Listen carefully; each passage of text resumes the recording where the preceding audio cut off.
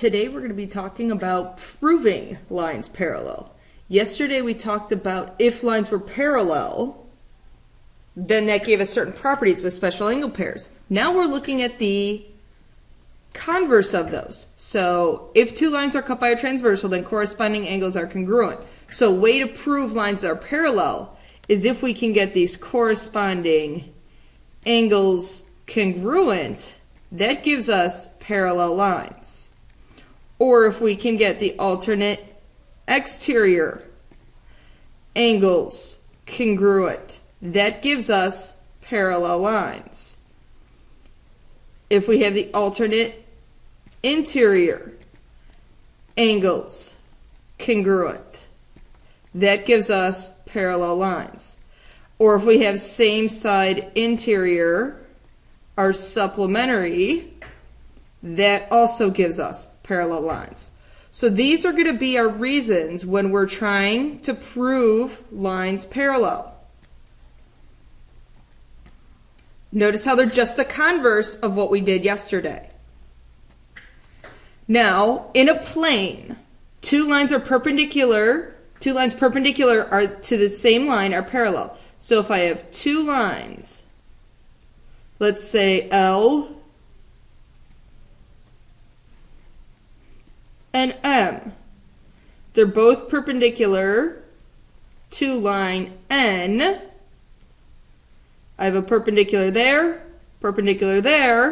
then L and M are going to be parallel. Now think about why I've highlighted in a plane. Remind me, we'll talk about that in class. Remind me why I've highlighted in a plane. Two lines parallel to a third line are parallel to each other. So say I have line A is parallel to line B, and B is parallel to C, therefore A is going to be parallel to B. A is parallel to C. So two lines parallel to a third line are parallel to each other. Okay, which segments are parallel and why? Well, let's look at what the angles are. I know AD is not parallel to BF because this angle here does not equal 38. But if I add these angles together, we get 60 degrees. If we add these together, we get 60 degrees. Therefore, 60 equals 60, so I have corresponding angles. There's my angles. AB is our transversal, so CA is going to be parallel to EB.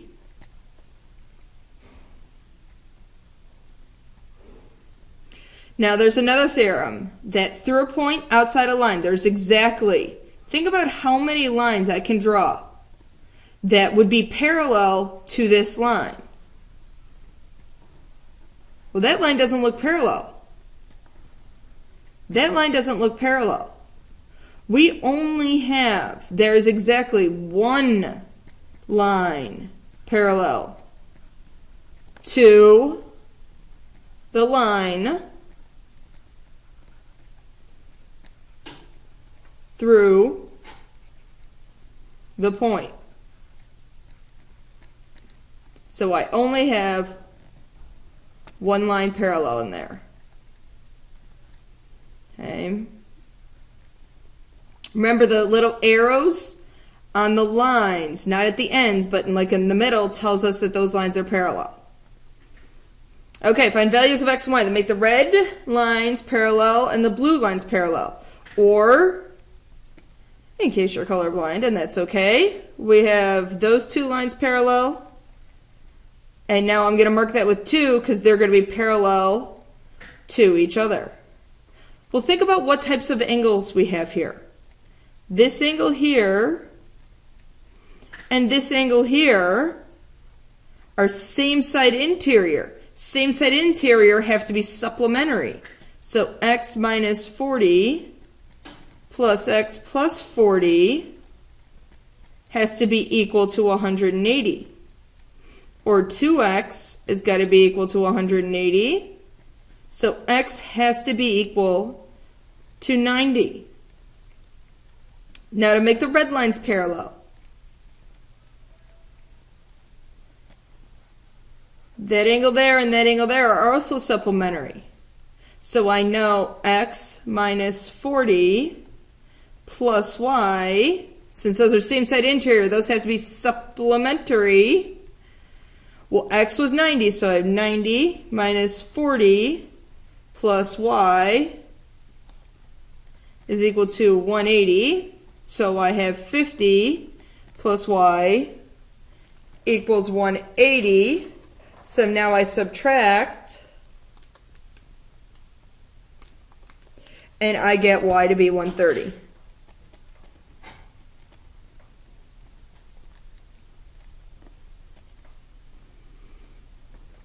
Solve for x so that, and let me highlight, this and this are going to be parallel.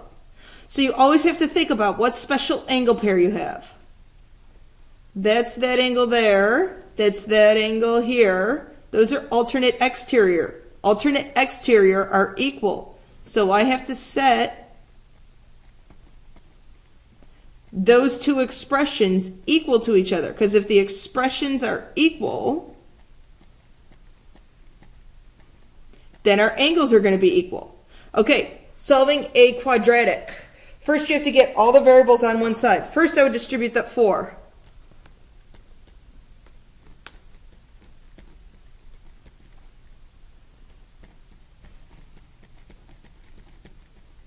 Subtract everything over. So I have an x squared. I lost my x here. This is a 4x. Minus 7x plus 12 equals 0. So I have everything over on one side. Now factor if you can factor. So I need two things that multiply to be a positive 12, but are going to add to be a negative 7. That's going to be a minus a 4 and minus a 3. Now set each one of your factors equal to 0. So x can be equal to 4 or 3. Now what you always want to do is you always want to check and make sure when I plug in 4 that makes sense. When I plug in 4 into this expression 4x, does that make sense? When you plug in 4 you get a measure angle of 68. When I plug in 4 in the bottom one, I get a measure angle of 68. So that makes sense. Our angles are equal. And they look acute. When you plug in 3, when I plug in 3 for x, I get 36 and 36. So yes, our angles are equal. So both of these answers make sense. If you get something like a negative angle measure in here, that's not going to make sense, so you throw out that example, or you throw out that possible solution. Okay, a proof. Now remember, we have to come up with our own given and our own proof corresponding to that statement. So corresponding angles of parallel lines are bisected. So let's start naming this. Let's name this line L. Let's name that line M. Corresponding angles of parallel lines. So L is parallel to M. Now choose a pair of corresponding angles. I'm going to choose this one over here. And those angles are bisected. So I'm going to name this angle A, B, C. I'm going to name my bisector. Let's name that point there E, F, and G. I'm also going to put in some numbers. I'll put in the numbers in a minute. So BD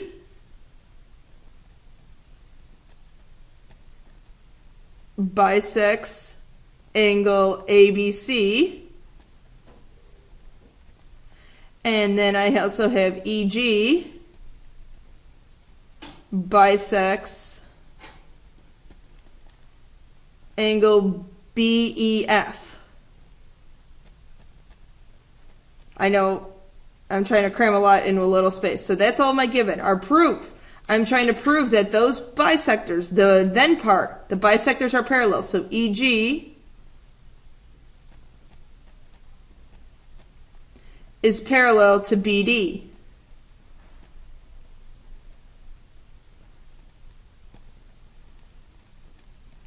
Okay, so think about how we're going to prove these parallel. Think about what special angle pair you have. If AE is your transversal,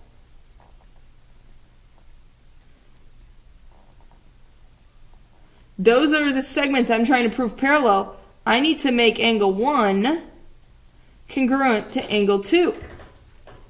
Okay, I'm going to do this. I'm going to approach this proof a little bit differently. I'm going to write out just a piece of my given first. So L is parallel to M, and that's given. You could write the whole given if you want, but now I'm going to write something about that given. I'm going to say, now that I know that that is my given, say something.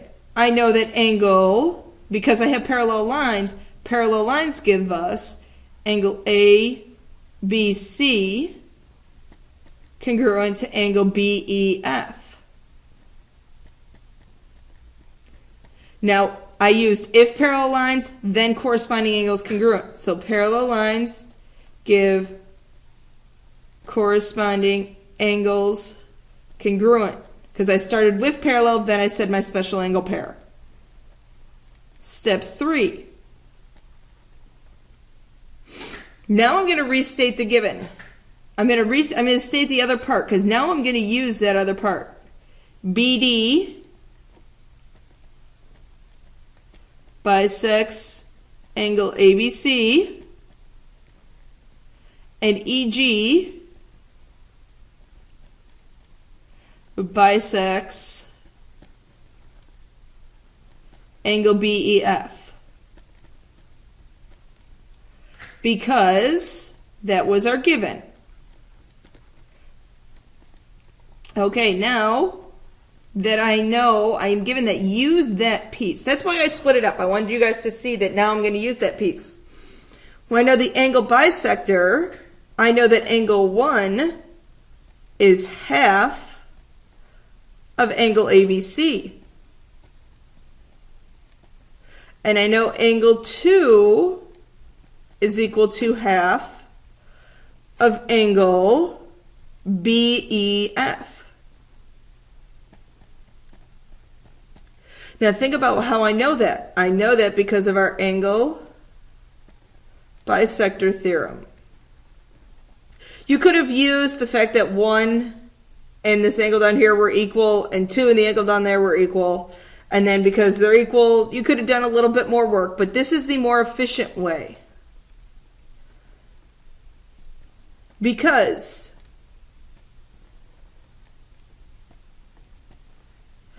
if ABC is equal to BEF, if I multiply both sides by 1/2 or divide by 2,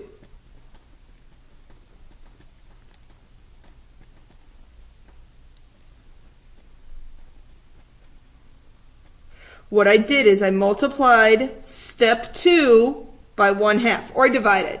Let's use division as our reason, because I really divided by 2. Now I know these are equal, so then I can say angle 1 is congruent to angle 2 because of substitution. Now look at what we have. We have angle 1 congruent to angle 2. You couldn't prove these angles down here because they don't share the common transversal. You had to prove 1 and 2 congruent. So then, since 1 and 2 are congruent,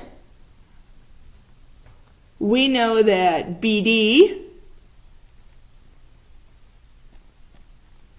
is parallel to EG because corresponding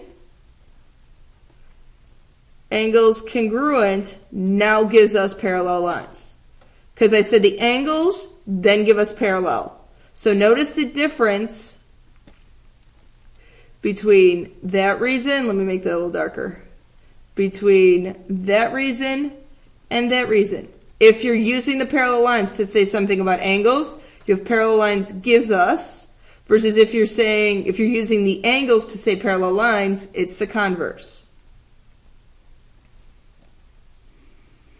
There are your lesson questions for the day. So question 1 asks you to tell me which segments are parallel, and then what is the reason the segments are parallel? So write that out in words. Give me the theorem. And those were all theorems that we did today. And then solving for x and y in number 3.